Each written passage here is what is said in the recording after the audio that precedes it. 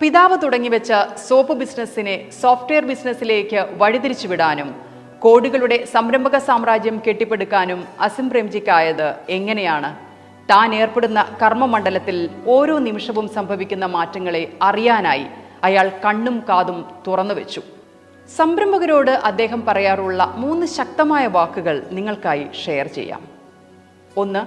പുറത്തുള്ള മാറ്റം നമ്മുടെ അകത്തുള്ള മാറ്റത്തേക്കാൾ വേഗത്തിലാകുമ്പോൾ നമ്മുടെ അവസാനം അടുത്തുവെന്ന് കരുതണം. അതായത് സ്വയം അപ്ഡേഷൻ എന്ന് നിൽക്കുന്നുവോ അന്ന് സംരംഭകൻ മരിച്ചുവെന്ന് സാരം. 2. സംരംഭകന് വിജയം 2 സമയം സംഭവിക്കും. ആദ്യം ആശയരൂപത്തിൽ മനസ്സിലും, പിന്നെ ആ സംരംഭം യാഥാർത്ഥ്യമാകുമ്പോൾ പുറത്തും. 3-മത്തേത് വളരെ പ്രധാനമാണ്. നിങ്ങളുടെ ഒരു സംരംഭക ആശയം കേട്ട് മറ്റുള്ളവർ പരിഹസിച്ച് ചിരിച്ചില്ലെങ്കിൽ നിങ്ങളുടെ ആശയം വളരെ ചെറുതാണ്.